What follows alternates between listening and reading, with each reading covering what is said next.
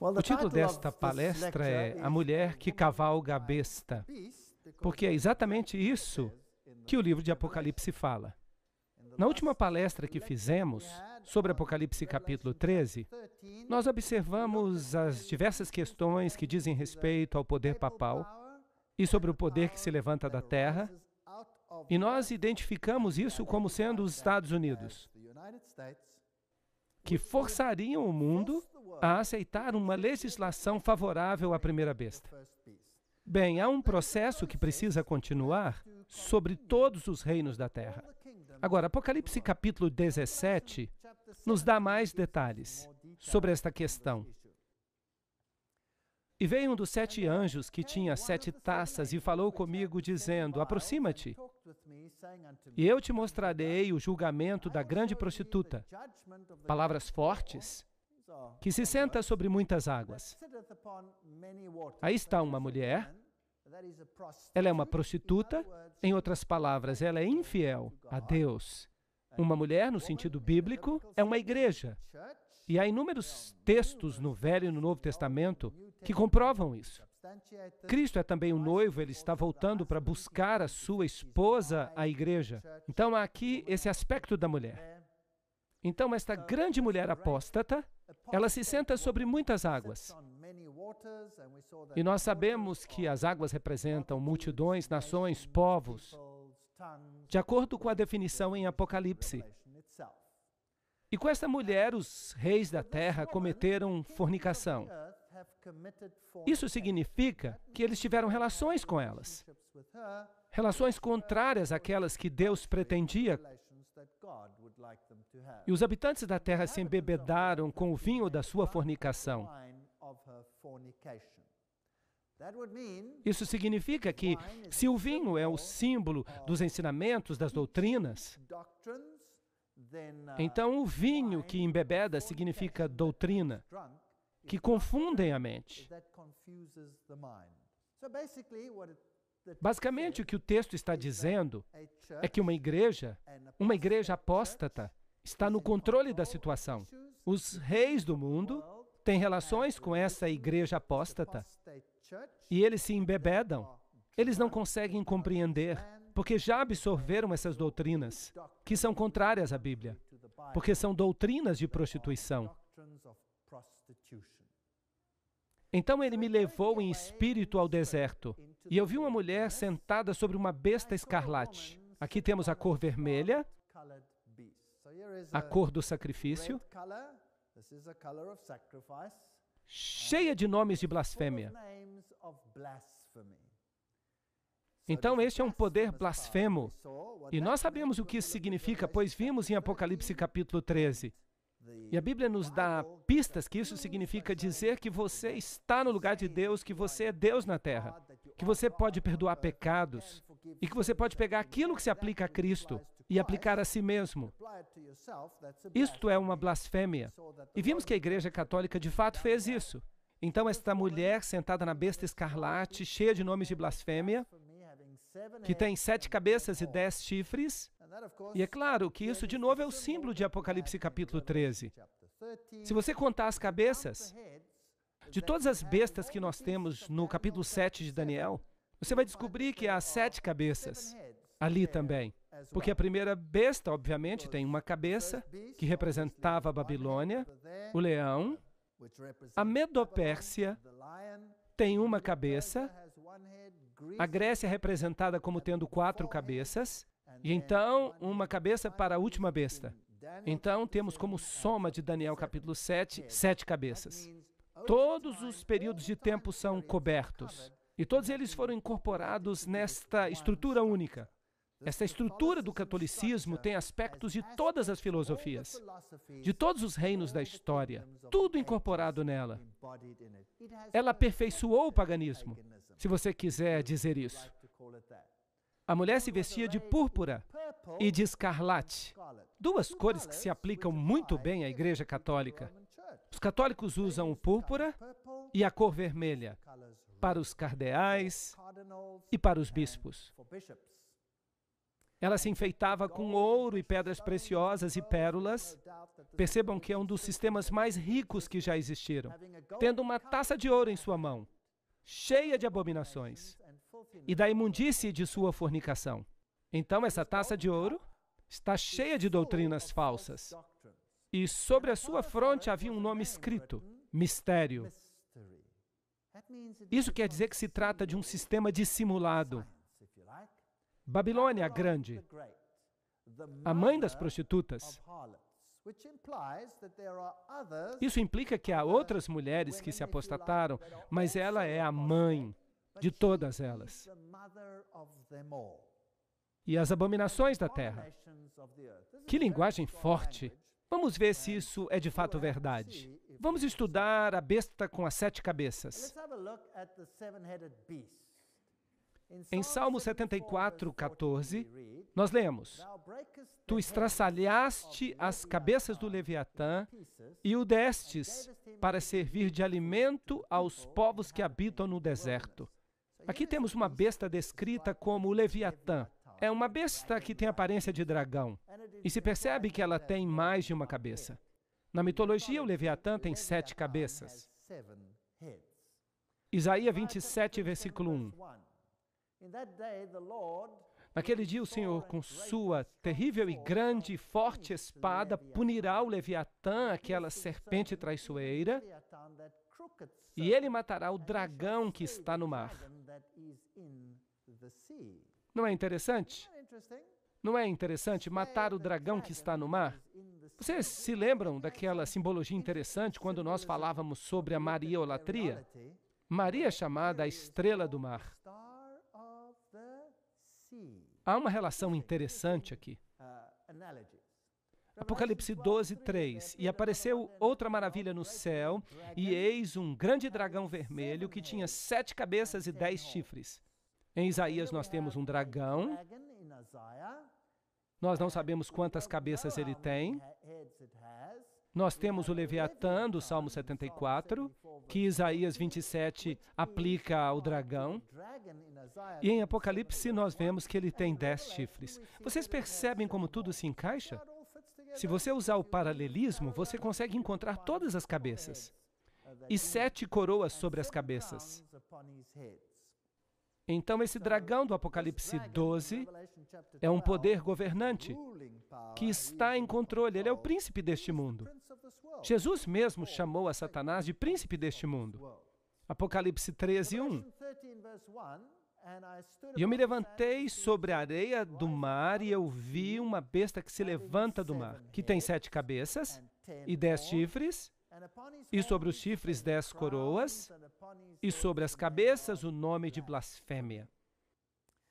Agora nós temos aqui uma divisão em 10 chifres, 10 reinos, sobre os chifres 10 coroas.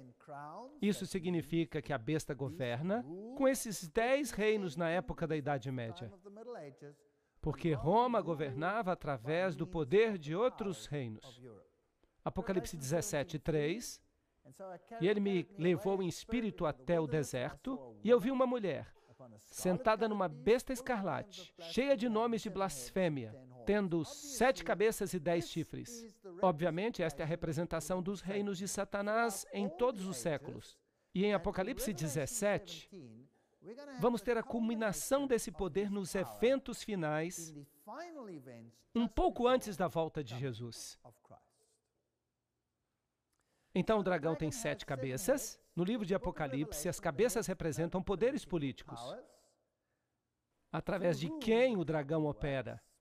Satanás tentou 7 vezes estabelecer o seu próprio governo sem ser desafiado. Em primeiro lugar, houve uma guerra no céu.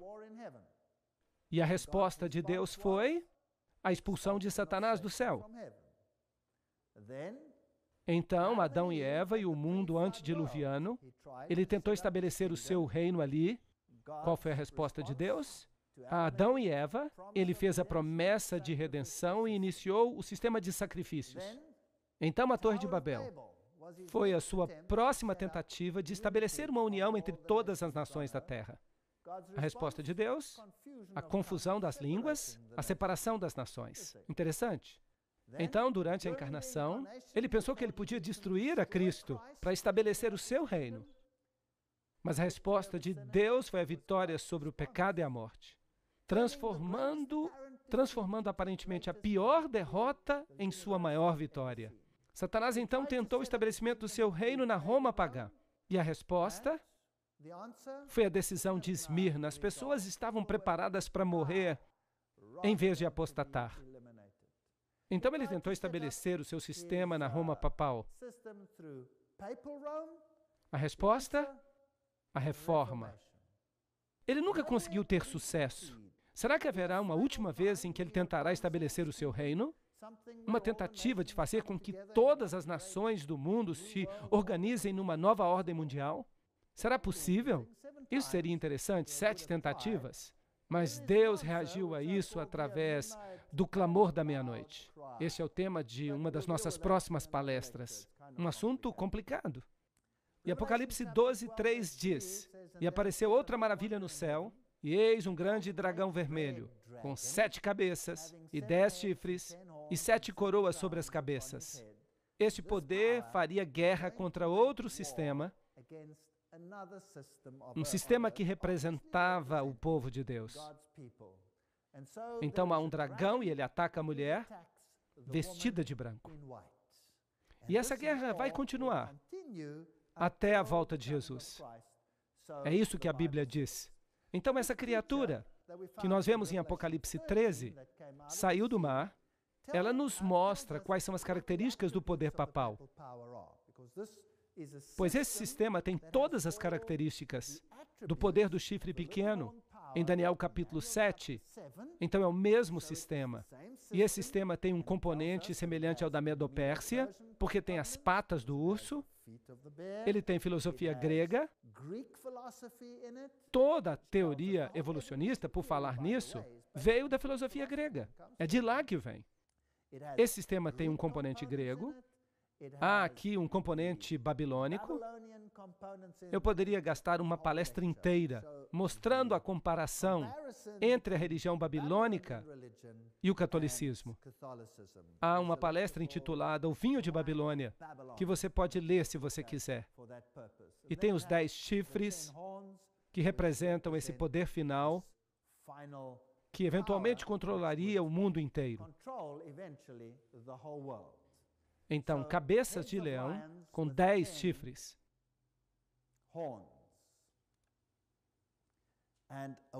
E a mulher, é claro, é a própria igreja, o poder eclesiástico que controla todo o poder político, vestida de púrpura e de escarlate e segurando esta taça em sua mão. E vi uma mulher sentada sobre uma besta escarlate, cheia de nomes de blasfêmia. Apocalipse 17:3. E aqui a púrpura e a escarlate, o ouro, as pedras preciosas. A Igreja Católica é a igreja mais rica do mundo. Os tesouros que se encontram no Museu do Vaticano ofuscam nossos olhos. São inacreditáveis. E nessa taça de ouro há todas essas abominações dos seus ensinamentos falsos. Nós já vimos que ela é chamada de mistério. Um mistério, uma coisa misteriosa, é algo que opera por trás dos bastidores. Algo secreto. E misteriosamente, ela é a mãe de todas as outras prostitutas. Será que ela controla todas as outras igrejas? As igrejas apóstatas em relação a Deus? Será possível? Nós ainda não estudamos isso em detalhes, mas eu vou chegar lá, numa próxima palestra. Apocalipse 17:5, a velha religião babilônica e a velha adoração ao touro, todas essas religiões antigas. Nós encontramos todos esses aspectos na Igreja Católica. 2 Timóteo 4:4 diz: E se afastarão da verdade e cuidarão em atentar para as lendas. Então a igreja eventualmente sucumbiria e, em vez de acreditar na salvação, no Cordeiro de Deus que foi sacrificado pelos pecados do mundo, passaram a entreter todo tipo de ideias que satisfaziam o seu ego. Salmo 116, 13 diz: tomarei a taça da salvação e invocarei o nome do Senhor. Qual é a nossa escolha, então? Vamos usar os sistemas do mundo e ficar numa boa? Ou vamos invocar o nome do Senhor e vamos ser ostracizados? Essa é a escolha que temos que fazer. A Torre de Babel, uma mulher a qual a Bíblia chama de Babilônia, e todos esses aspectos se encaixam. 2 Tessalonicenses fala desse mistério, no capítulo 2, 7 a 10. Pois o mistério da iniquidade já opera. Então esse poder sorrateiro já estava em operação na época em que Paulo escreveu isso. Esse poder já estava operando então. Agora, já fizemos algumas palestras aqui, na qual nós olhamos os pais da igreja primitiva, com as suas ideias corrompidas pelo gnosticismo. E nós encontramos essas ideias em todos os escritos maçônicos, acerca do bispo de Alexandria, Constantinopla, e em todas essas ideias pagãs. Então já operava nos dias de Paulo. O gnosticismo estava surgindo. E nós vimos uma fonte que nos dizia que Simão Mago foi o pai do gnosticismo dentro da própria igreja cristã. Então esse mistério estava em operação nos dias do apóstolo. Somente há um que agora o detém, até que seja afastado. E então será revelado o iníquo, a quem o Senhor consumirá com o espírito de sua boca. O que isso significa? E o destruirá com o brilho da sua vinda. A vinda desse iníquo é segundo a eficácia de Satanás, com todo o poder e sinais e operação de maravilhas, e com todo o engano de injustiça naqueles que perecem, porque não receberam o amor da verdade, para que pudessem ser salvos. Este é um texto poderoso. Ele nos fala das circunstâncias do aparecimento deste poder que é o anticristo. E nos informa que alguma coisa o detinha. Então nós podemos ler: aquele que o detém será tirado do caminho. E então o iníquo será revelado. Então alguma coisa o detém, este sistema que já estava em operação nos dias de Paulo. Então algo seria tirado para que esse poder pudesse surgir. E realizaria operação de maravilhas, milagres, engano, injustiça, enganando o mundo inteiro, tirando o amor da verdade das pessoas. Vamos olhar esta referência tremenda nos escritos de Paulo, com respeito ao homem do pecado. Ora, irmãos, quanto à vinda de nosso Senhor Jesus Cristo e à nossa reunião com Ele, rogamo-vos que não vos demovais facilmente do vosso modo de pensar, nem vos perturbeis, quer por espírito, quer por palavra, quer por epístola, como se procedesse de nós, como se o dia de Cristo já tivesse chegado. Jesus ainda não tinha voltado. O verso diz que Jesus ainda não está aqui. Diferentemente do que alguns dizem, Ele ainda não veio. Ainda não veio. Ninguém de maneira alguma vos engane, pois isto não acontecerá sem que antes venha a apostasia e se manifeste o homem do pecado.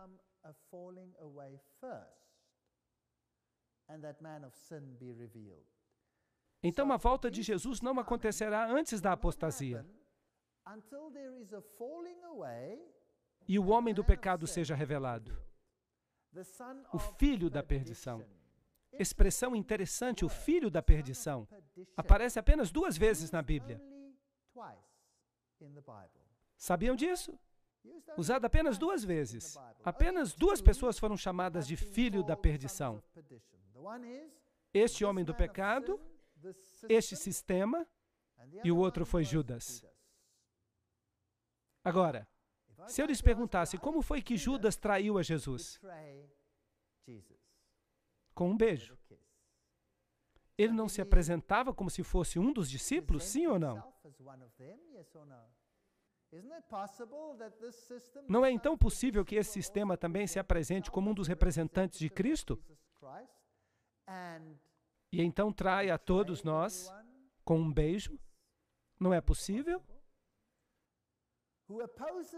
Ele se opõe e se levanta contra tudo que se chama Deus ou é objeto de culto, de sorte que se assentará como Deus no templo de Deus, querendo parecer Deus.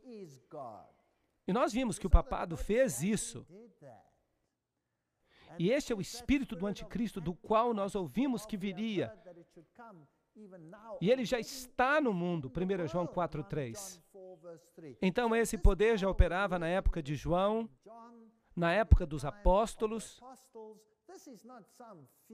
Isso não é um poder que vai vir no futuro, como muitos dizem. É isso que o futurismo ensina, as pessoas fora da igreja. E Paulo continua: não vos lembrais de que estas coisas vos dizia quando ainda estava convosco? E agora vós sabeis o que o detém, para que o seu próprio tempo seja manifestado. Paulo está dizendo aqui: eu lhes disse que alguma coisa estaria detendo o anticristo, impedindo que ele se desenvolvesse. E vocês sabem o que é. Pois já o mistério da injustiça opera. Somente há um que agora o detém até que seja afastado. A versão BBE afirma que há um que detém o mal até ser tirado do caminho. Alguma coisa o detinha, impedindo que esse poder se levantasse. E quando este algo é tirado do caminho, então virá o anticristo. Então será revelado o iníquo, a quem o Senhor desfará pelo sopro da sua boca e aniquilará pelo esplendor da sua vinda. Então Deus há de combater esse sistema com a palavra de Deus e o destruirá finalmente, por ocasião da sua vinda. É uma promessa. A vinda desse iníquo é segundo a eficácia de Satanás. E então temos esta passagem de novo, de como ele opera. Então, quando virá este anticristo? Paulo lhes disse que algo o detinha. Nós ainda não temos os fatos acerca do que era. O livro de H. Grattan Guinness, Romanismo e a Reforma, nos diz. Aqui temos um ponto no qual Paulo afirma a existência do conhecimento na igreja cristã. Ele diz que a igreja primitiva sabia o que o detinha. A igreja primitiva nos diz o que ela sabia sobre o assunto. E ninguém nesses dias pode estar em posição de contrariar o seu testemunho, o que Paulo apenas verbalmente havia contado aos Tessalonicenses. Hoje em dia nós ficamos fazendo suposições. O que é que o detinha? É o Espírito Santo? É isso? É aquilo? Não, nós não sabemos. Paulo foi quem disse para eles o que é que o detinha. Por isso, só a antiga tradição pode ter autoridade para revelar isso. A especulação moderna é definitivamente uma impertinência com respeito a este assunto. Será que os cristãos primitivos podem nos dizer o que Paulo contou para eles que estava detendo o anticristo? Tertuliano, no seu livro sobre a ressurreição, nos capítulos 24 e 25, escrito no ano 200 depois de Cristo, diz o seguinte: aquele que o detém deve detê-lo até ser tirado do caminho. Que obstáculo havia senão o Estado romano? A apostasia do qual, ao ser dividido em 10 reinos, há de introduzir o anticristo. Interessante. Essa é a compreensão da igreja cristã primitiva, que quando Roma finalmente entrasse em colapso, então viria o anticristo. Era nisso que criam. Vamos continuar. Diz João Crisóstomo, na sua homilia número 2 sobre 2 Tessalonicenses, ele foi bispo de Constantinopla no ano 390. Só um o impede agora, até que seja tirado do caminho. Isto é, quando o Império Romano for tirado do caminho, então ele, o anticristo, há de vir. Aqui está outro que diz isso. Interessante. Paulo diz que o poder já operava naquela época, e que mais cedo ou mais tarde ele se levantaria. Havia algo que o impedia, mas quando ele se fosse, eu lhes disse o que era. Então ele se levantaria. Aqui está Edward Elliot, no comentário sobre Apocalipse, que diz: nós temos o testemunho unânime, nós temos testemunho confirmador dos primeiros pais, desde Irineu, o discípulo de São João, até Crisóstomo e Jerônimo, com respeito ao fato de que era compreendido que se tratava do império que governava e residia em Roma. Era isso que tinha que ser tirado do caminho. Grayton Guinness diz, enquanto os Césares tinham poder imperial, era impossível para o anticristo previsto se levantar. Mas na queda dos Césares, ele se levantaria. Isso faz sentido, as profecias bíblicas fazem sentido. A profecia dos 1260 dias faz sentido se você olhá-la desta perspectiva. E enquanto os Césares mantinham o poder imperial, era impossível para o anticristo predito se levantar. Mas na queda dos Césares, ele se levantaria. Romanismo e reforma. Há inúmeras fontes que dizem isso. Paulo não identificou o poder que o detinha, embora soubesse que era Roma, com medo de represálias. Lembrem-se que a igreja cristã estava sob a perseguição de Roma. Então Paulo lhes escreveu uma epístola e disse, o que eu lhes disse pessoalmente, vocês sabem o que é. Isso primeiro precisa acontecer. Então não saiam por aí ensinando todo tipo de doutrina. Nós estamos esperando a queda, a apostasia, o homem do pecado. O obstáculo precisa ser removido. O homem do pecado se levantará e então governará esta terra. E somente então, eventualmente, Cristo virá. E ele destruirá esse poder quando ele voltar. Esta é a versão bíblica. 1 Timóteo 3,16 diz, e sem grande controvérsia é o mistério da piedade. Deus se manifestou na carne. Notaram isso? Deus se manifestou na carne. Não vamos mudar isso. Justificado no Espírito, visto pelos anjos, pregado aos gentios, crido no mundo, recebido na glória. Este é o único mistério do cristianismo, não há outro mistério. Nós nunca compreenderemos como Deus do universo podia ter se tornado homem por nós, morrido por nós. E então Ele nos salva e nos torna filhos e filhas do Altíssimo. É um mistério. Nós nunca compreenderemos isso. Tudo mais foi revelado em sua plenitude. Mas isto permanecerá nosso estudo por toda a eternidade. Este é o mistério da piedade. O mistério da iniquidade quer desfazer este fato central, saliente e eterno da salvação. E nós já vimos nas palestras anteriores como os esforços foram feitos para reduzir a obra de Jesus Cristo. E quão minuciosas as sociedades secretas, a antiga religião de Babilônia, através do cabalismo, do gnosticismo, como elas removeram a Jesus Cristo como divindade que salva e o substituiu com seu próprio poder. Nós vimos as sociedades secretas do islamismo, nós vimos o que o Corão ensina, que Jesus não era o Filho de Deus, que ele nunca morreu, que seu sangue não foi derramado por nós. Ele foi removido e espiritualizado. Dizem que ele nunca veio em carne. Tudo isso, nós vimos que isto é a própria doutrina central do catolicismo hoje e a teologia da Vulgata. Os templários, o Rosa Cruz, os jesuítas, a maçonaria, todos eles têm essa doutrina central. Duas doutrinas no mundo. Não 100, não 200, não 300. Duas doutrinas apenas no mundo. Mas usando roupagem diferente, tudo controlado por um poder. Vocês acham inacreditável? Lembram-se da história de Bel? Nós falamos sobre ela aqui, o templo de Bel, onde nós vimos uma mulher com uma mini saia.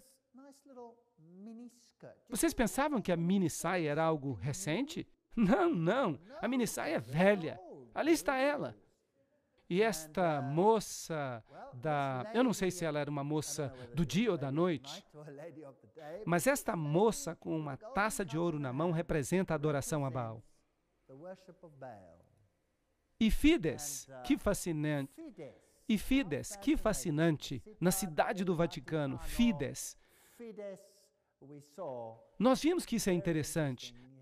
Tem o significado de a adoração da deusa. Os iniciados, aqueles que estavam por dentro, eram os Fides. E nós não saberíamos o que isso significa se não tivéssemos uma boa citação de Albert G. Mackey, grau 33 da maçonaria. Ele diz: a mão direita, ao longo dos séculos, sempre foi considerada um emblema de fidelidade. E nossos antigos irmãos adoravam a Deus sob o nome de Fides. Fides, ou fidelidade, que às vezes era representada por duas mãos destras juntas, que é o que também a maçonaria faz. E às vezes por duas figuras humanas, segurando uma outra pela mão direita.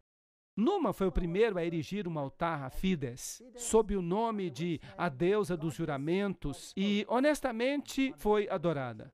Os juramentos feitos em seu nome eram considerados mais invioláveis do que quaisquer outros. Isso é um mistério. Nós estamos mostrando um lado. Aqui está o mistério, ensinando por um lado, mas realmente ensinando por outro lado. Morais e Dogma, página 292. Você se lembra onde nós tínhamos os símbolos secretos? Aqui nós temos o símbolo do Rho e do Ki, que aparece em muitos púlpitos e altares hoje em dia.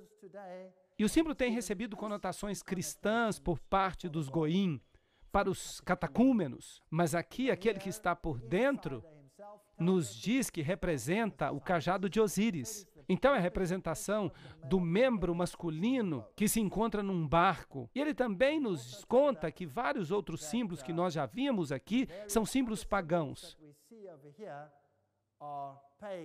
A letra tal e esta cruz aqui e as suásticas, de um jeito ou de outro, e as estrelas de Davi. E então esta declaração interessante: as vestes do sacerdote de Horus eram cobertas com essas cruzes, e então você tem a cruz maltesa. E eu lhes mostrei que o papado tem esta cruz em sua roupa, e os bispos a usam também. Estes são sacerdotes de Horus. Aí está o mistério. Você tem que olhar por trás dos bastidores para descobrir. E o capuz que eles usam sobre a cabeça, que hoje parece que representa de fato a cabeça de peixe do deus Dagon, que significa Dagon, Deus peixe. Então a cabeça do peixe, mais tarde, a capa foi removida, a capa do peixe foi substituída por um casaco vermelho, ou um casaco púrpura, ou de outra cor, mas o capuz com a cabeça aberta do peixe em cima permaneceu. Ali está um relevo de Babilônia. No Museu de Pérgamo, você vê o peixe com a boca aberta, o capuz sobre a cabeça dos sacerdotes de Babilônia, e ali eles têm baldes de água, e também têm pequenos ramos de isopo que eles colocam e o usam para aspergir água, e é isso mesmo que o Papa faz. Os bispos saem andando com água benta. O Papa tem um ramo de isopo e ele faz aspersão nas pessoas. Esse é um ritual babilônico. Esta é a purificação por meio de Babel. Bab, portão. El, Deus. Babel, portão dos deuses. Jesus diz: eu sou a porta, eu sou o portão. Jesus é o portal. Só há um caminho para o céu, e é o nosso reconhecimento da nossa pecaminosidade e a aceitação do sacrifício vicário do Filho de Deus que morreu por nós. Este é o único caminho para a salvação. Mas Babel diz: não, nós temos um outro portal para Deus. Essa é uma história fascinante. Vamos estudá-la com mais detalhes numa próxima palestra. Vocês sabem quantos Babs existem hoje no mundo? Sim, eles se chamam de Bab. Sibab, Baab, vários nomes. Há muitos Babs lá fora. É melhor nós termos cuidado com esses Babs. Mas só há um Bab que leva a Deus, e esse é Jesus. Só uma porta, só um portal. Mas ele tem outra forma de purificação. Jesus diz: eu lhes aspergirei com isopo. O papado diz: não, não, eu vou fazer isso. Você será salvo pelo sistema e não de outra forma. As duas ideologias colidem. Era preciso ajoelhar-se diante dos sacerdotes, beijar suas sandálias, beijar seu anel. Isso é paganismo. Aí está o sinal de Shamash, que você encontra por toda parte no mundo hoje em dia. É inacreditável onde você encontra os sinais de Shamash. Os gnósticos, fundados por Simão Mago, que de acordo com Eliphas Levis se tornou feiticeiro de Nero, Em História da Magia, página 189. Essas são fontes muito importantes. Leves. As pessoas gostam de ter esse nome na sua etiqueta.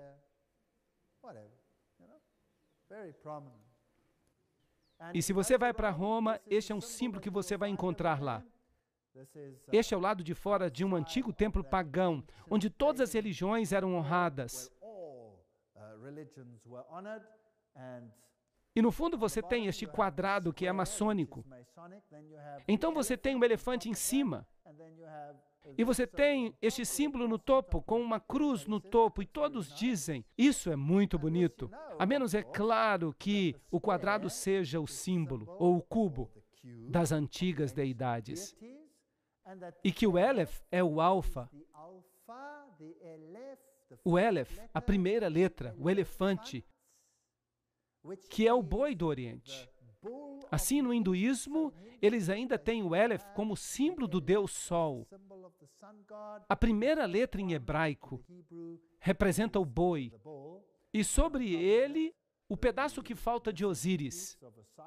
E em cima de tudo isso, tal.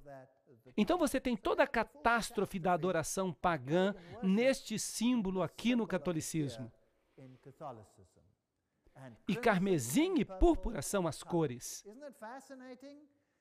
Não é fascinante que eles creem que nós temos o conhecimento do bem e do mal? Então você vai perceber que o Papa sempre se veste de branco. Ele representa o lado branco, o lado de Lúcifer. E o seu ajudante, seu coadjuvante, se você prefere, aquele que é o ditador militar de tudo isso, vai usar que cor? Preto. Portanto, o chefe da ordem dos jesuítas sempre usa preto, para que você tenha os dois lados do conhecimento do bem e do mal. E a mulher se vestiu de púrpura e escarlate, e se enfeitou com ouro e pedras preciosas e pérolas, tendo uma taça de ouro na mão, cheia das abominações e da imundícia de sua fornicação. Que linguagem forte! Se você pega a coroa papal, a tríplice coroa papal, que vem da Medo-Pérsia, se você pegasse apenas essa coroa e a vendesse, você pagaria toda a dívida externa dos Estados Unidos. E os sacerdotes que oficiam, eles têm as mesmas cores, e é claro que aqui eles celebram uma missa, que é o sacrifício literal de Jesus Cristo, repetidas vezes. Sentado no trono papal, diante do principal altar da Catedral de São Pedro, o Papa Paulo escuta o cardeal Swens, o famoso sermão sobre o Papa João, pregado durante a segunda sessão do concílio. Este sermão começou. Houve um homem enviado de Deus cujo nome era João. Que interessante. O que aconteceu no segundo concílio? Bem, naquele segundo concílio, todos foram convidados à Irmandade das Igrejas, exceto que Roma seria a mãe e as demais seriam apenas irmãs. Não é interessante? Eu acho interessante. A idolatria era adoração no velho sistema.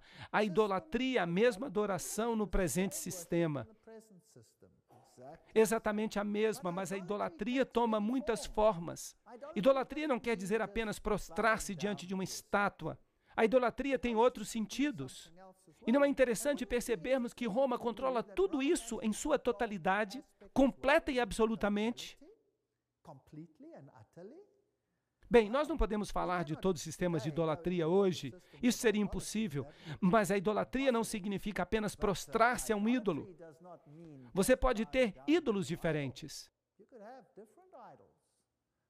E os esportes mundiais? Quem controla os esportes mundiais? Vocês sabiam que cada um dos principais clubes do mundo tem um símbolo maçônico? Isso é interessante. O maior time de futebol do mundo, o Manchester United, recorre diretamente ao diabo. Por que não? Parece uma boa alternativa quando você tem escadas maçônicas, símbolos maçônicos, sinais de chamas. Por que não? Esses são os principais times do mundo. E esses aqui? Nós temos animais das trevas, nós temos cavalos alados, Pégaso.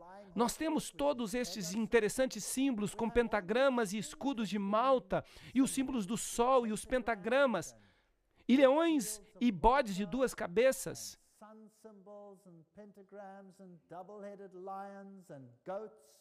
Todos são símbolos. E a flor de lis. Você diz o nome, você encontra.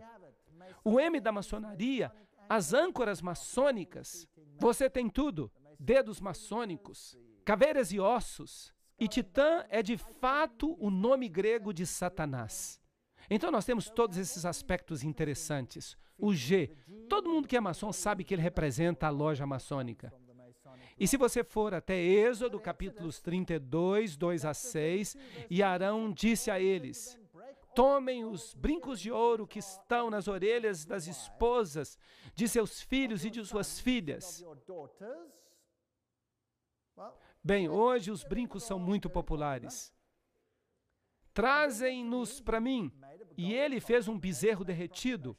E Arão fez uma proclamação e disse: amanhã é festa para Jeová. E eles se levantaram cedo no dia seguinte e ofereceram sacrifícios e ofereceram ofertas de paz. E as pessoas se sentaram para comer e beber e se levantaram para jogar.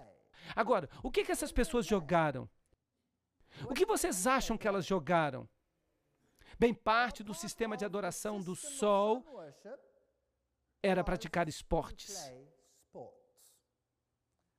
Mas que tipo de esportes eles praticavam? Isso é interessante. Bem, vamos até a Unesco. Eles devem saber, porque o manifesto da Unesco, como vocês sabem, foi escrito por um membro da Caveira e Ossos. E ele está por dentro, ele é um iniciado. E ele escreve, por exemplo, o polo era conhecido pelos persas e foi restaurado ao seu significado original de jogo do sol por Akbar. Marcar um gol com a bola do sol era equivalente ao triunfo da luz sobre as trevas, do bem sobre o mal. Mas lembrem-se que a maçonaria chama a luz de trevas e as trevas de luz, e chama Jesus e Jeová de mal. E chama Jesus e Jeová do mal. Então, o triunfo da luz sobre as trevas representava no paganismo o triunfo de Lúcifer sobre Jesus Cristo.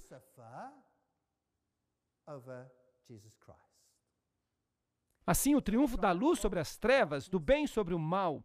A bola é um símbolo do sol em todos os esportes, como futebol, hóquei, basquete e cricket. O beisebol se relaciona com o sol na forma de um relógio de sol. E o padrão do campo, bem como em suas regras e na forma de contar os pontos. Como todos os esportes, o beisebol também incorpora os ciclos sazonais do sol.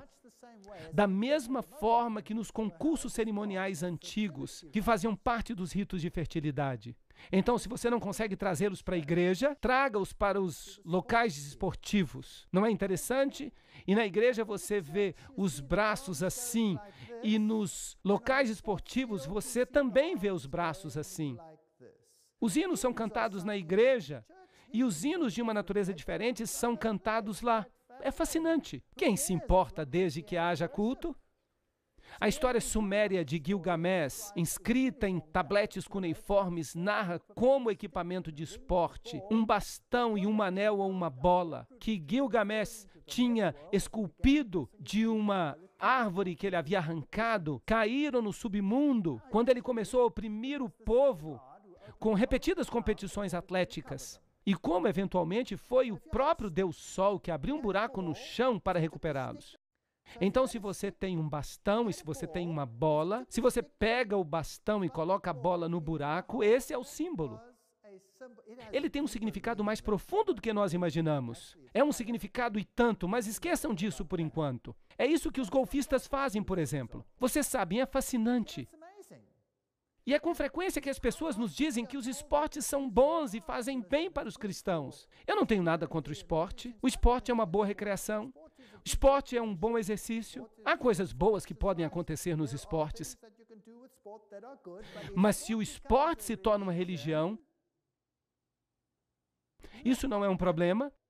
Isso não é idolatria? A tocha olímpica que o corredor carrega para marcar o movimento cíclico do Sol no período das Olimpíadas. O período de 4 anos até os próximos Jogos é também relacionada com o ritmo cíclico do Sol. Primeiramente celebrados na Grécia, os Jogos eram concursos cerimoniais em honra de Zeus. Vocês já assistiram a cerimônia de abertura?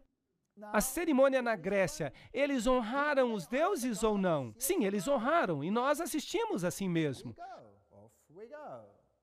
Bem, o Sol, a Lua e os outros planetas flutuam sobre os Jogos Olímpicos de Barcelona. A associação do Sol com os esportes antecede os deuses Hércules e Apolo na Grécia, como fica evidente a partir do conto épico do herói sumério Gilgamesh. Isso é algo fascinante. Como no esporte, o Sol é onipresente em praticamente todos os aspectos da vida, quer seja na arte, na arquitetura, filosofia, religião, nos festivais, no folclore, na dança ou na música. Uau! Satanás pensou em tudo. Toda manhã o deus pagão do dia nos acorda, pois os romanos, nos séculos primitivos da era cristã, chamavam cada dia de acordo com os 7 planetas: Sol, Lua, Marte, Mercúrio, Júpiter, Vênus e Saturno. Se nós observarmos os símbolos das Olimpíadas, nós perceberemos que eles têm o símbolo de Baal-Hadad. O símbolo de Baal-Hadad, símbolo de Baal-Hadad, símbolo de Baal-Hadad, símbolo de Baal-Hadad. Você o encontra em toda parte. Isso é paganismo. Aqui está um jovem trazendo uma elegante camisa de hóquei para o Papa. Vamos ver o que ele vai fazer com ela. A fine hockey shirt.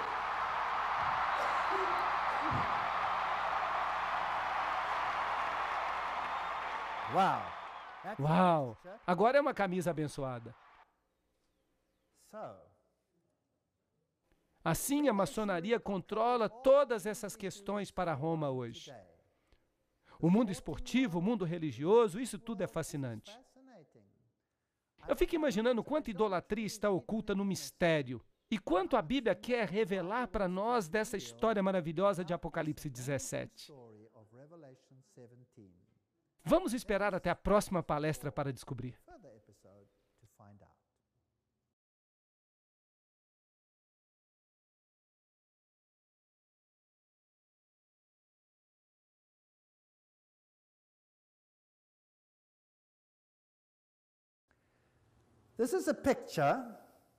Esta é a foto de São João no Laterano. Agora, São João no Laterano é a principal igreja de Roma. Não é São Pedro. São Pedro é onde o Papa está ativo e faz a maioria das suas coisas. Mas aqui é onde o Papa é coroado. É aqui onde ele fala ex cátedra. Mas percebam que o nome é São João. Lembram-se que ele disse sobre o segredo de São João dos Templários e como eles eram os joanitas ou joãozinitas, se você prefere. O vinho da sua fornicação, a mãe das igrejas, Mater Ecclesiae. Apocalipse 17:5 diz que ela é a mãe das prostitutas. Apocalipse 18:7 diz: eu me sento como rainha, eu não sou uma viúva e eu não lamentarei. E Isaías 47:8 diz: eu sou, está falando de Deus, e não há outro além de mim, e eu nunca serei uma viúva ou sofrerei a perda dos filhos. Então, se as igrejas se separassem dela, talvez elas os recuperem uma vez mais. Eu não perderei, diz ela. Dominus Iesus. Outras igrejas não são nossas irmãs. O Vaticano insiste. Dia 5 de setembro de 2000, no jornal, uau, a Igreja de Roma preenche todas as profecias. Precisa ficar claro que a Igreja Santa, Apostólica e Única, a Igreja Católica Universal, não tem irmãs, mas é a mãe de todas as igrejas. Foi o que o cardeal Ratzinger disse. O cardeal Ratzinger é o chefe da Fundação sobre a Doutrina e Fé, que antigamente era conhecida como Inquisição. A definição de incredulidade, heresia, apostasia, não há nenhuma ofensa maior do que a heresia, e, portanto, ela deve ser eliminada com fogo e com a espada. Aqui o Catecismo Católico diz: a incredulidade é a negligência da verdade revelada, é a recusa espontânea de concordar com ela. A heresia é a negação obstinada após o batismo de alguma verdade que deve ser crida com fé divina e católica. Assim, se o Papa diz alguma coisa e você diz, eu não creio, você é um herege. Você deve ser eliminado com fogo e espada. Bem, os protestantes dizem, eu não quero aceitar isso, eu não vou crer nisso. E então, o protestantismo não é uma religião. Nunca foi uma religião. Tudo que se pode dizer sobre ele é que ele é uma forma de estupro e furto, usando máscara de religião. Havia um problema ali. O Concílio de Trento, convocado pelo Papa Paulo III, entre 1543 e 1563, se reuniu em 3 sessões. Os protestantes estavam presentes durante a segunda sessão. Eu vou falar mais sobre isso em uma outra palestra. Mas é fascinante ver que o concílio reafirmou as doutrinas disputadas pelos reformistas. Cada uma dessas doutrinas. E houve uma razão específica por que eles fizeram isso. Porque a reforma perdeu no Concílio de Trento. É uma história fascinante, mas é longa demais para contar agora. As doutrinas reafirmadas foram transubstanciação. Isto é, que o corpo de Cristo literalmente é formado durante a missa. As doutrinas reafirmadas foram, primeiro, a transubstanciação, isto é, que o corpo de Cristo era literalmente formado durante a missa. Em segundo lugar, justificação pela fé e obras. Terceiro, a missa medieval. Quarto, os 7 sacramentos. Quinto, o celibato. Sexto, a doutrina do purgatório. E vocês vão perceber que essa doutrina aparece nas versões modernas da Bíblia. 7, as indulgências foram reafirmadas. E o poder papal foi aumentado. Agora, todo o poder residia em um homem. Então, depois do Concílio de Trento, verdadeiramente todo o poder residiu em um homem. E verdadeiramente o Papa representa o homem do pecado, a transgressão da lei. Mas, e se você mudar a lei? Você não apenas a transgride, mas você tem a audácia de mudá-la. Então aqui, nós temos um sistema completo, como a Bíblia diz que seria. Transubstanciação. A maravilhosa dignidade dos sacerdotes em suas mãos, como no ventre da bendita Virgem Maria, o Filho de Deus se torna encarnado. Vejam o poder do sacerdote. A língua do sacerdote é capaz de criar Deus de um pedaço de pão. E isso é maior do que criar o mundo. Vejam que eles se sentem muito bem com isso. Se qualquer pessoa desejar que no sacramento da Sagrada Eucaristia estejam contidas verdadeiramente, realmente e substancialmente o corpo e o sangue juntos com a alma e a divindade de nosso Senhor Jesus Cristo e, consequentemente, todo o Cristo, mas diz que ele está ali somente como um sinal, uma figura, uma metáfora, que ele seja anátema. Aí está o problema. Eu não vou concordar com isso porque Jesus Cristo foi sacrificado, porque por um sacrifício ele aperfeiçoou para sempre a todos aqueles que são santos. Hebreus 10, 14. Então eu tenho um problema com esta declaração, de que quando nós celebramos a missa no sentido católico romano, isso não significa lembrar o Senhor até que ele volte, mas é o vinho da sua fornicação, certo ou errado? E aqui está o que ele faz. Ele prega Jesus Cristo na cruz para sempre. Jesus fica lá por todo sempre. Ele é crucificado várias vezes. Ele é crucificado várias vezes. É por isso que o seu símbolo também é o crucifixo. Porque é lá que eles querem que Jesus fique, na cruz. Mas o meu Jesus não está mais na cruz. Ele está no céu e ele vai voltar como Rei dos Reis e Senhor dos Senhores.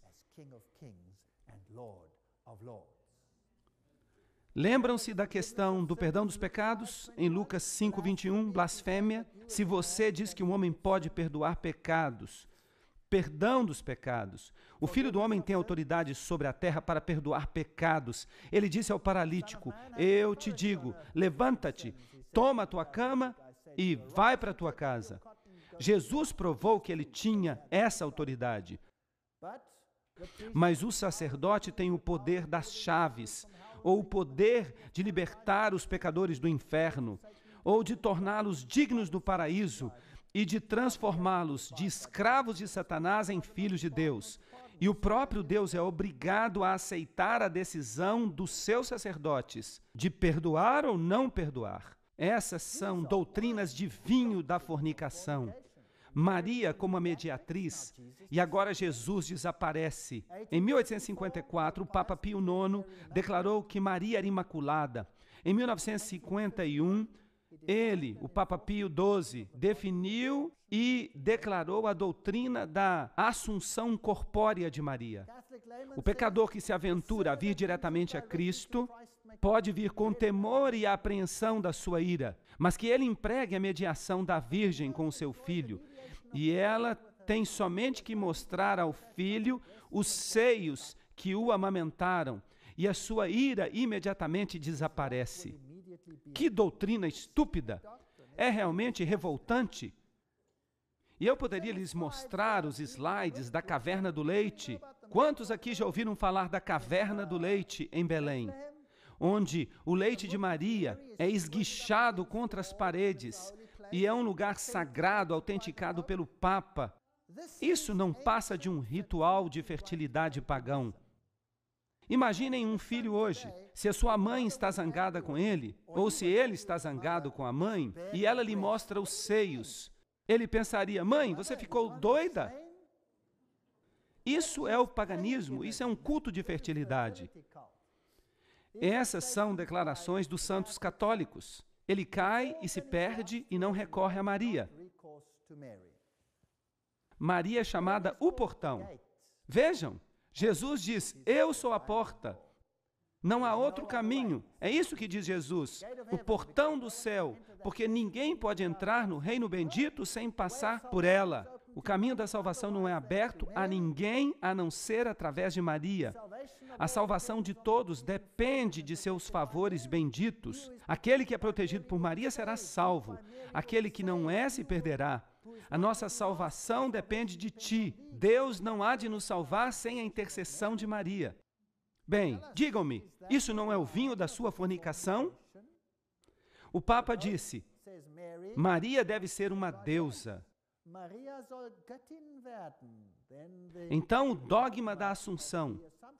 E nós já falamos sobre isso. Eu só estou mostrando para vocês agora no Apocalipse para ver como tudo se encaixa.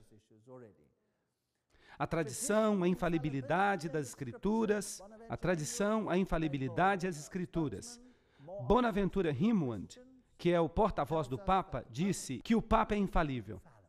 A Bíblia, nós já falamos sobre isso, o índice dos livros proibidos, o Textus Receptus é proibido, mas a versão jesuíta não é.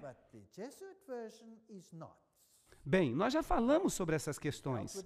Nós tivemos uma palestra inteira sobre isso. Não é tudo isso o vinho da sua fornicação?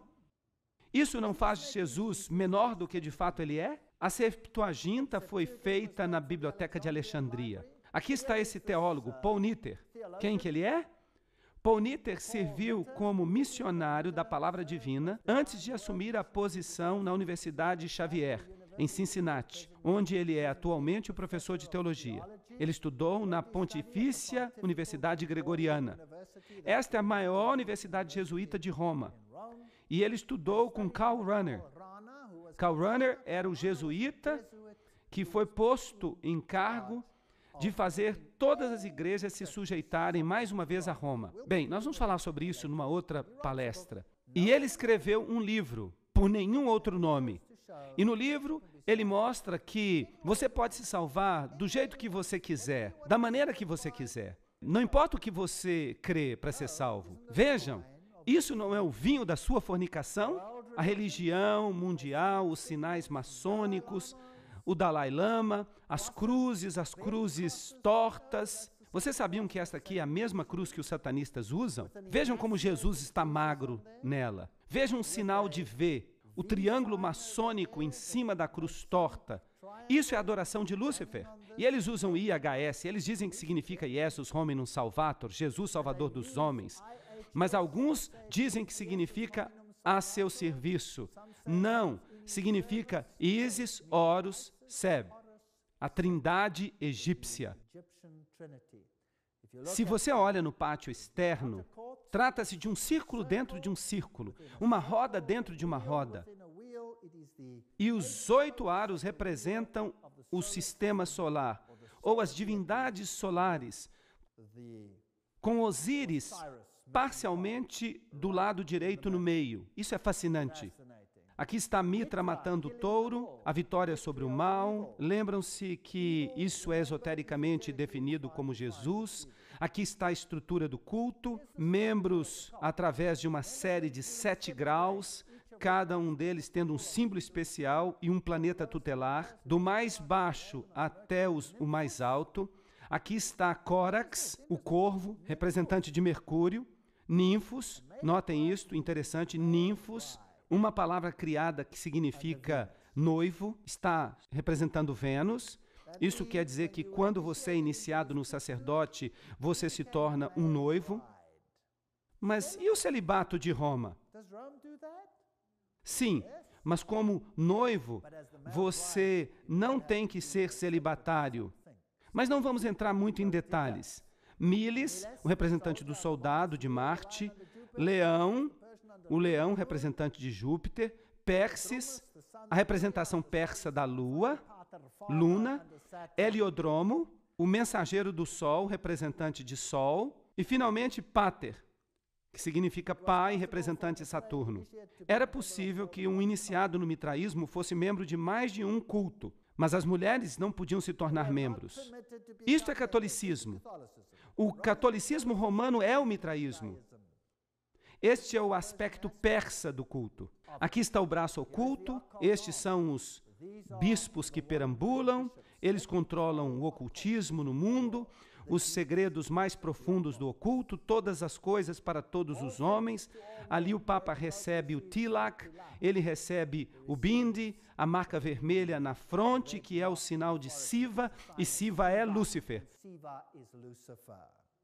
E aqui ele beija o Corão, todas as coisas para todos os homens. A Bíblia diz em Apocalipse 17:2, com quem os reis da terra cometerão fornicação. E aqui estão todos eles, da queda, na frente do Papa. Nós olhamos para os reis da terra que criaram pânico neste planeta. E eles têm negócios com o papado. Vejamos, Gorbachev com o papado. Aqui há ditadores com o papado. Tudo faz parte do mesmo pacote. Por que eles sempre usam preto quando eles visitam o Papa?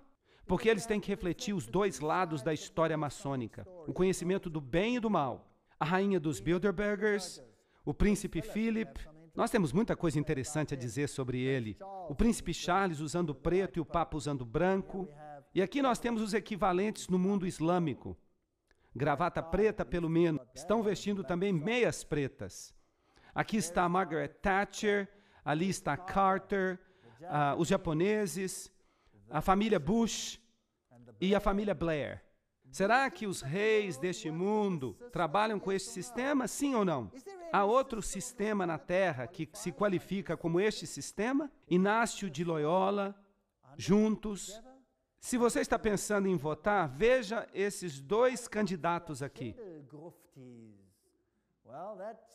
Há uma batalha entre este daqui e este de cá. Mas estes 2 pertencem ao caveira e ossos.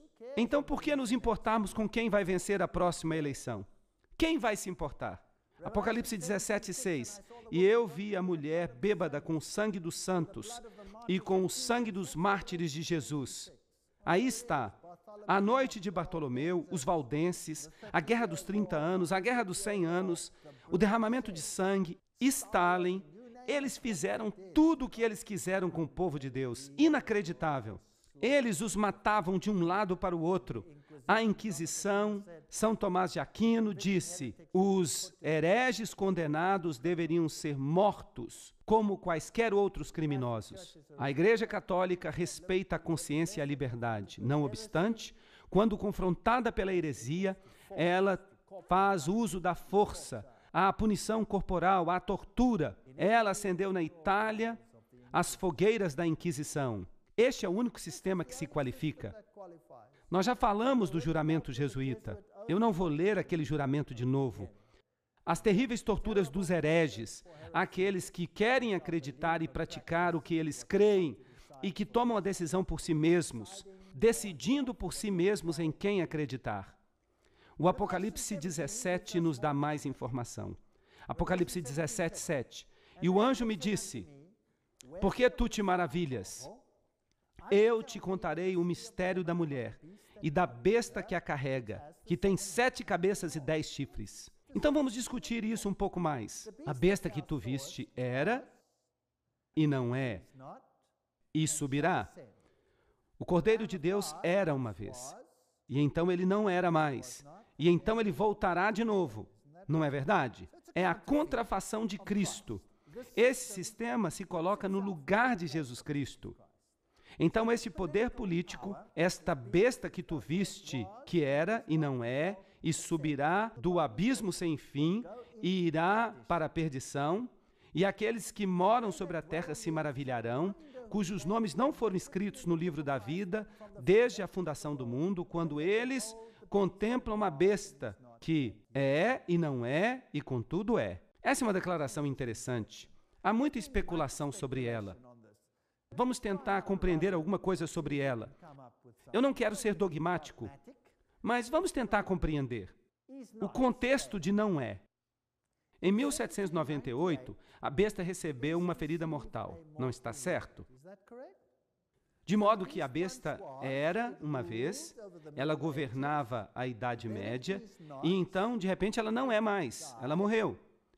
Ela parecia ter recebido uma ferida mortal e então ela voltará mais uma vez, não é verdade?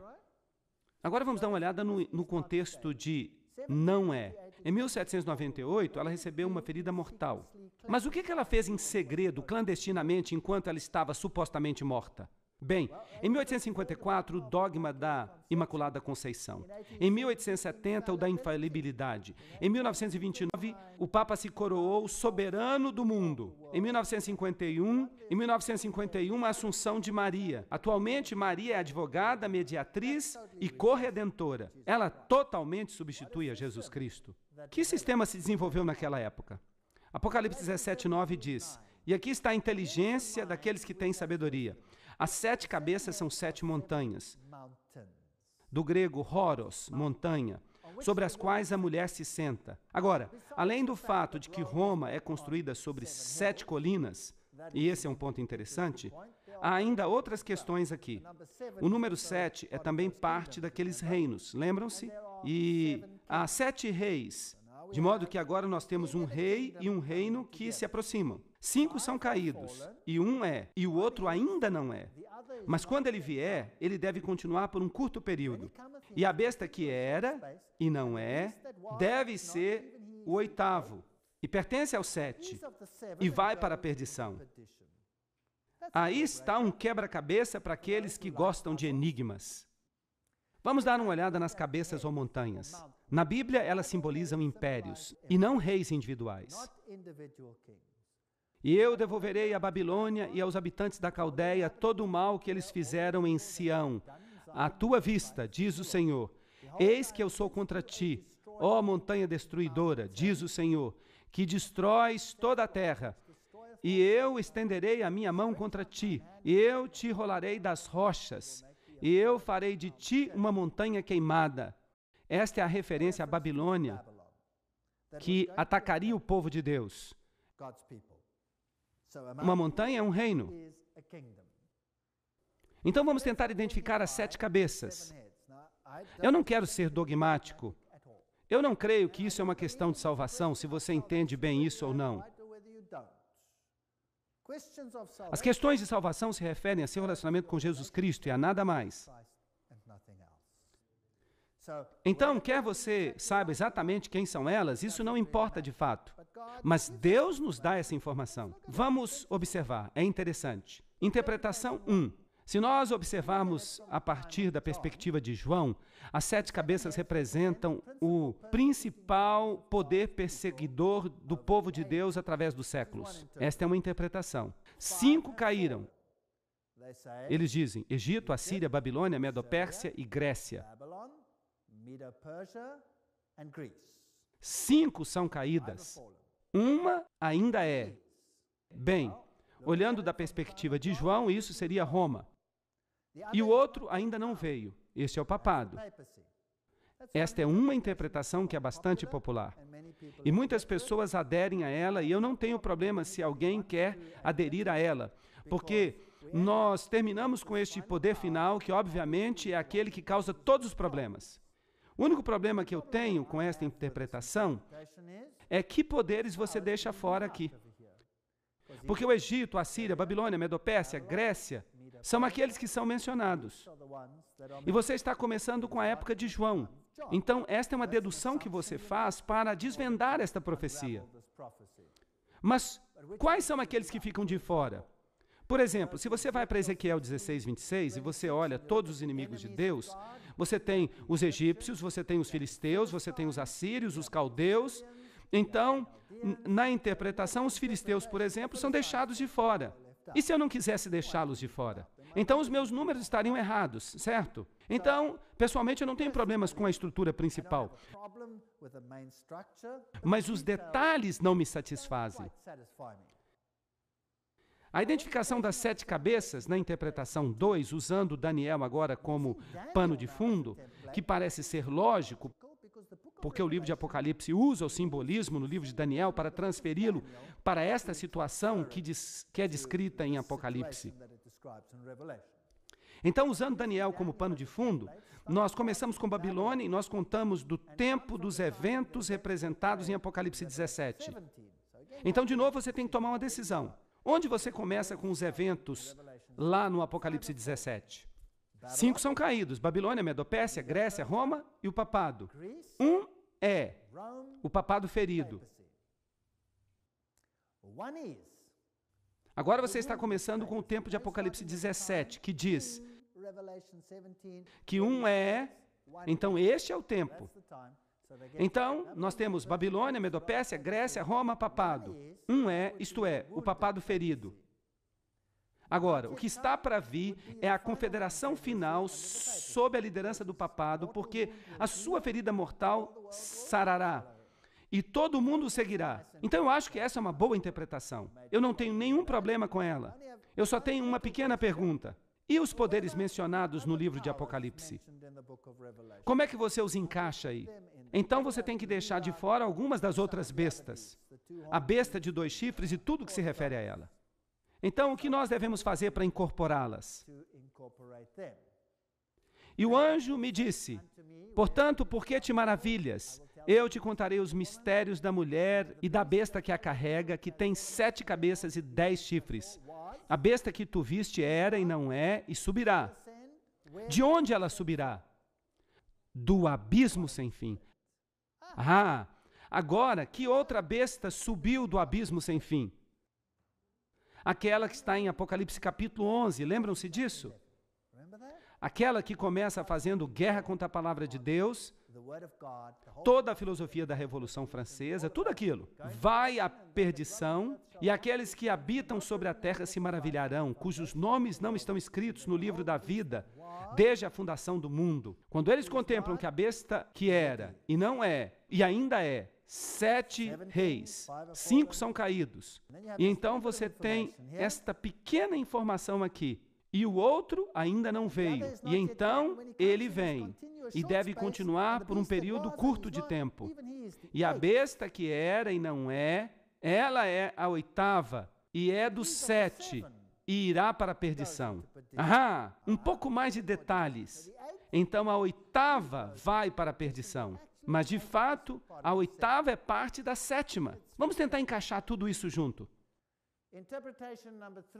Interpretação número 3, usando Daniel como pano de fundo. Vamos começar com Babilônia e vamos contar desde o tempo dos eventos representados em Apocalipse 17. Então, é muito parecida com a anterior. Assim, 5 são caídos: Babilônia, Medopérsia, Grécia, Roma e o papado.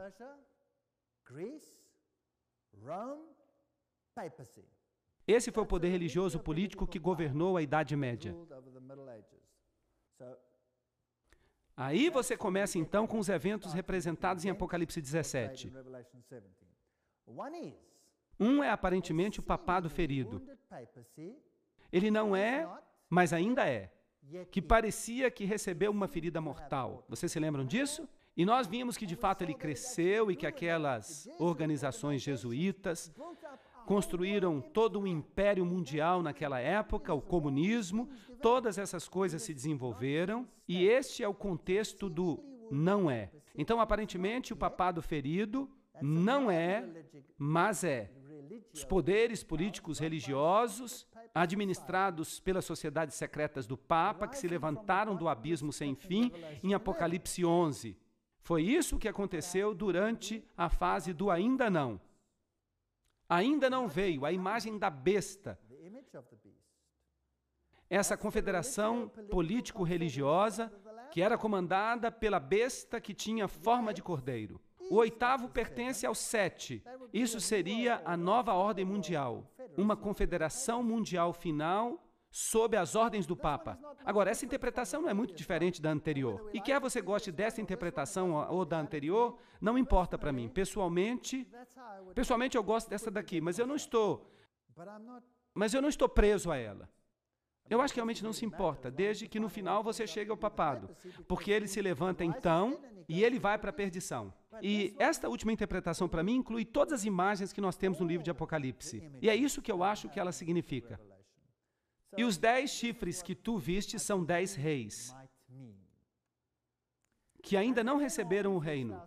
Então nós temos aqui o contexto do e nós estamos falando do contexto que não é. E há 10 que ainda não receberam o reino. Isso é futuro. Então o que é que esse número 10 representa? Mas recebem o poder como reis por 1 hora com a besta. Deve haver, então, alguma confederação? Talvez 10 signifique, então, um número completo, todos os reinos do mundo dando seu poder à besta. Ou talvez signifique outra coisa. Estes estão todos concordes e darão o seu poder e força para a besta. E estes farão guerra com o Cordeiro.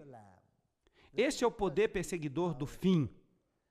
E o Cordeiro os vencerá, pois ele é o Senhor dos senhores, o Rei dos reis, e aqueles que estão com eles se chamam escolhidos e fiéis. Aqui nós temos a batalha final que ocorrerá.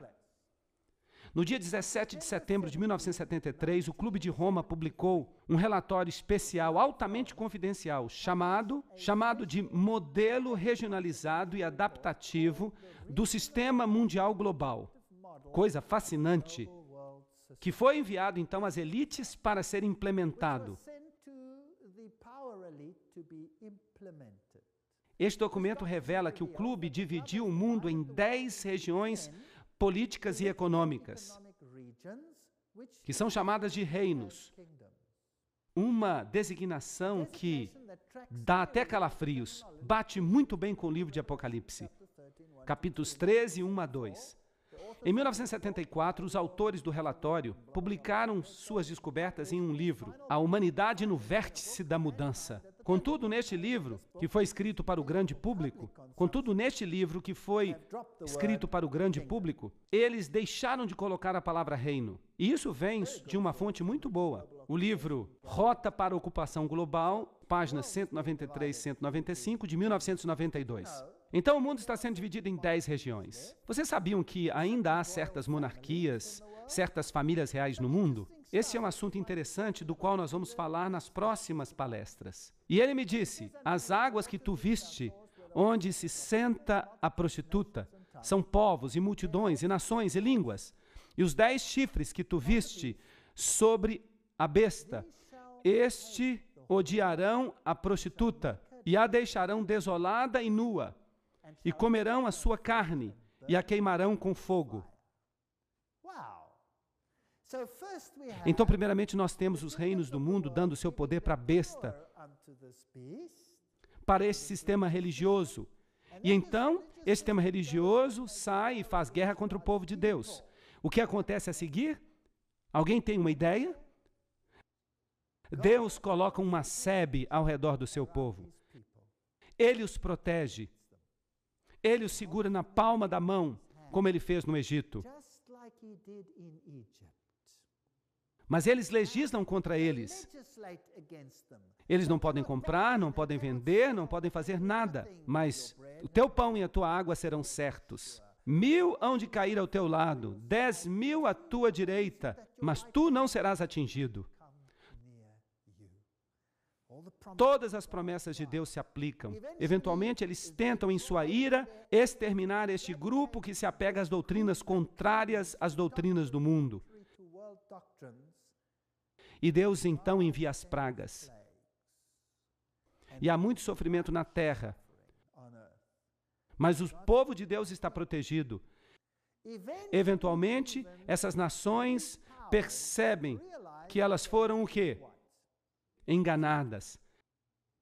E elas se voltam com ódio amargo e agridem e destroem aqueles que tentaram destruir o povo de Deus. É isso que está escrito, é isso que significa. É fascinante. Agora notem, é muito interessante. Eles a queimam com fogo. Qual era a punição no Velho Testamento para uma prostituta que era pega em adultério? Ela era apedrejada até a morte. Mas esta aqui é queimada com fogo. Esta era a punição para a filha de um sacerdote que era pega em prostituição. Sim, ela era queimada. Isso não é interessante? Vejam as analogias. Puxa vida, a Bíblia é um livro fascinante. Alguns podem dizer que foram os homens que escreveram este livro. E eu lhes digo que se isso é verdade, eu vou comer o meu computador.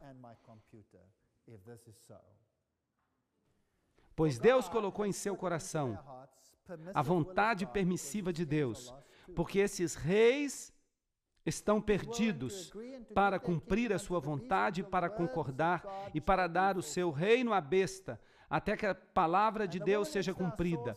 E a mulher que tu viste é aquela grande cidade que reina sobre os reis da terra. Esta grande Babilônia é controlada pela prostituta de Babilônia. Aproxima-te, e eu te mostrarei o juízo da grande meretriz que se senta sobre muitas águas, com quem os reis da terra cometeram fornicação, e os habitantes da terra se embebedaram com o vinho da sua fornicação. Apocalipse 17, 1 e 2. Aí está o final do assunto. Então, minha pergunta para você hoje à noite é: você tem medo deste sistema a ponto de obedecê-lo? Ou você se apega a Deus? Qual é a sua escolha? Por que ser tão estúpido a ponto de seguir esse sistema, se é isso que vai acontecer com ele? Nós seríamos estúpidos se não seguíssemos a Deus. Além disso, Deus tem um caráter misericordioso que nunca força ninguém. Ele apenas apela a nós. Deus é cheio de amor e misericórdia. Ele é gentil. Por que eu seria tão estúpido a ponto de seguir este sistema? Jeremias 50, 24 diz: eu estabeleci um laço para ti, e tu também foste pega, ó Babilônia, e tu não estavas ciente, tu foste encontrada, tu foste pega, porque tu tens combatido contra o Senhor.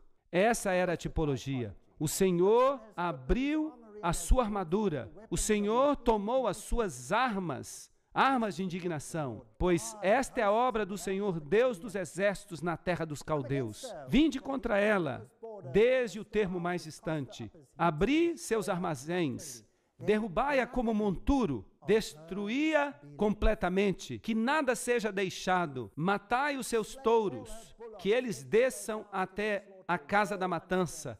Ai deles, pois o seu dia é chegado, a hora da sua visitação. Deus há de acabar com aquele sistema.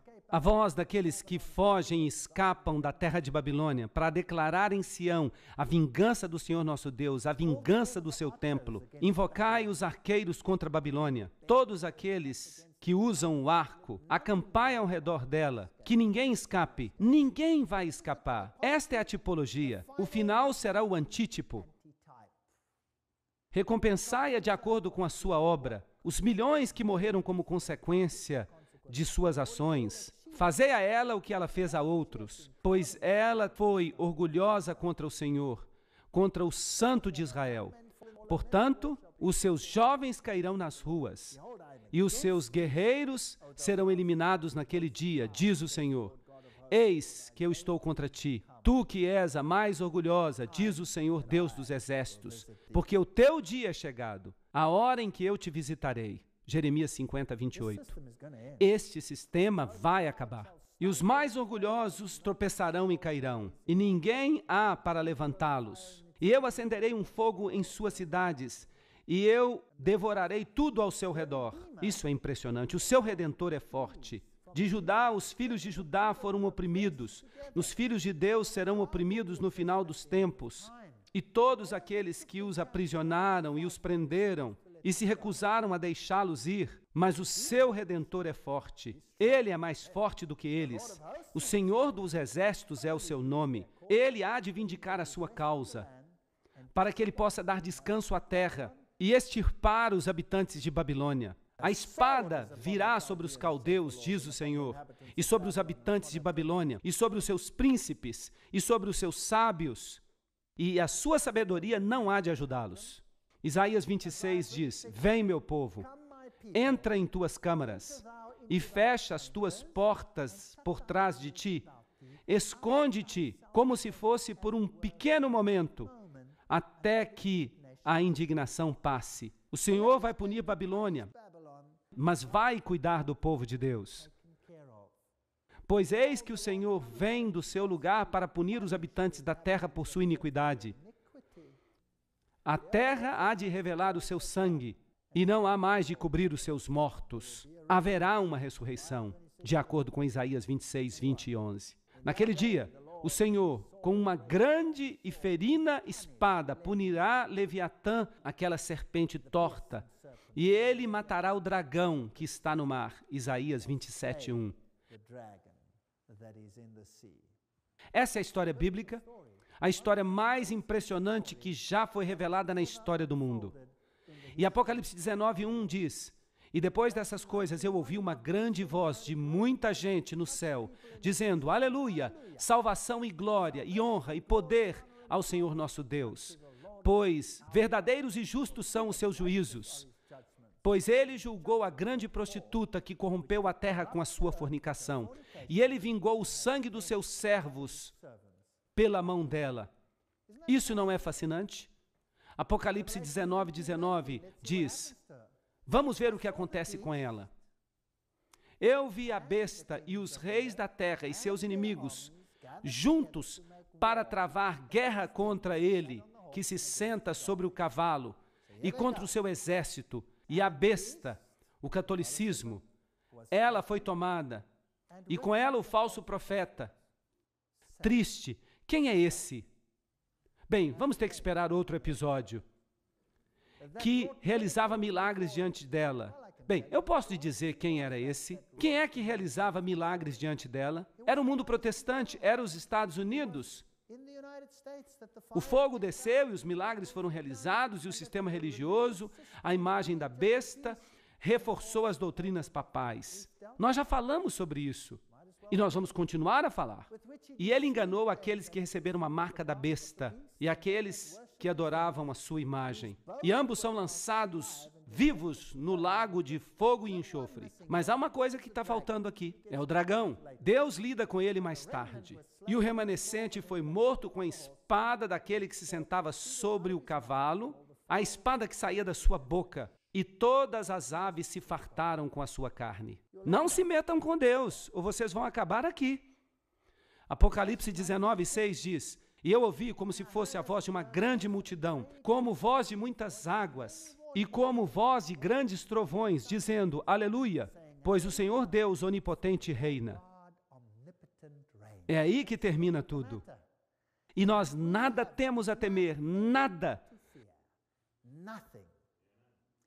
Na próxima palestra, nós vamos olhar a nova ordem mundial e vamos estudar alguns acontecimentos que estão ocorrendo no mundo hoje. É coisa assustadora, mas ainda assim, quando vocês virem estas coisas acontecendo, ergam os seus olhos, pois vocês sabem que a redenção se aproxima.